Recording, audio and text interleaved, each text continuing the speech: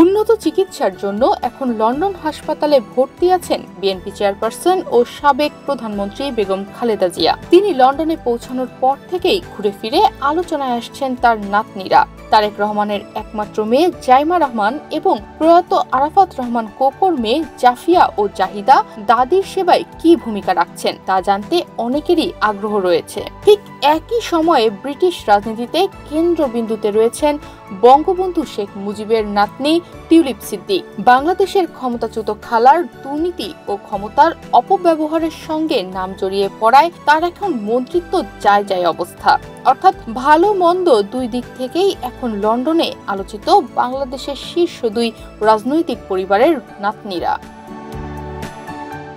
শেখ রেহানার বড় মেয়ে টিউলিপ সিদ্দিকের বেড়ে ওঠা লন্ডনে, রাজনীতিতে যোগ দিয়ে হয়েছেন লেবার পার্টির এমপি ও মন্ত্রী। অন্যদিকে 2007 সাল থেকেই বাবা তারেক রহমান ও মা জোবাইদা রহমানের সঙ্গে লন্ডনে আছেন প্রেসিডেন্ট জিয়াউর রহমান ও বেগম খালেদা জিয়ার বড় নাতনি জাইমা রহমান। সেখানেই লেখাপড়া করছেন তিনি। খালেদা জিয়ার ছোট ছেলে আরাফাত রহমান কোকোর মৃত্যুর পর মায়ের সঙ্গে লন্ডনে থাকছেন তার দুই মেয়ে জাফিয়া ও জাহিয়া।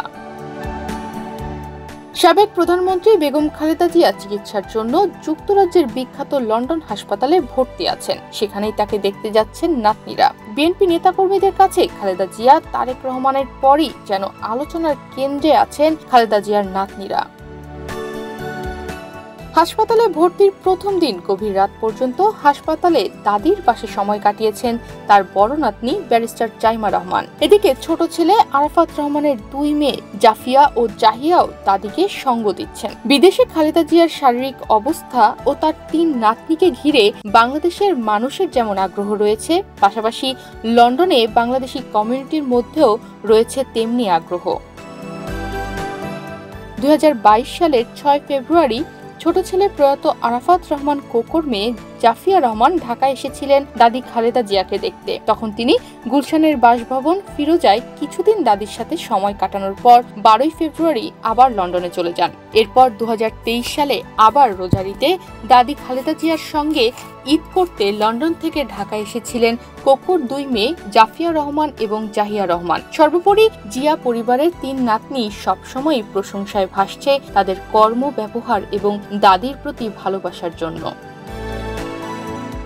অন্যদিকে ব্রিটিশ রাজনীতিতে দ্রুত উত্থান ঘটলেও কিছুদিন ধরেই নেতিবাচক আলোচনার তুঙ্গে আছেন বঙ্গবন্ধুর নাতনি টিউলিপ সিদ্দিক। 2015 সালে প্রথমবারের মতো এমপি নির্বাচিত হন তিনি। 2024 সালের জুলাইয়ে লেবার পার্টি ক্ষমতায় আসার পর অর্থনীতি বিষয়ক মিনিস্টার পদ পান তিনি। টিউলিপের কাজ ছিল দেশটির অর্থবাজারের ভেতরের দুর্নীতি সামাল দেয়া, অথচ তিনি নিজেই এখন দুর্নীতির দায়ে অভিযুক্ত।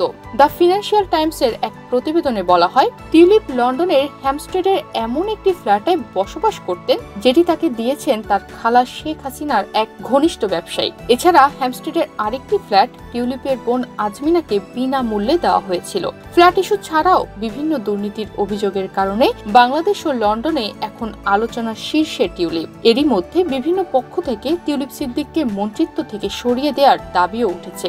যে কোনো মুহূর্তে তার বিরুদ্ধে ব্যবস্থা নেওয়া হতে পারে বলেও সংবাদ মাধ্যমে খবর এসেছে।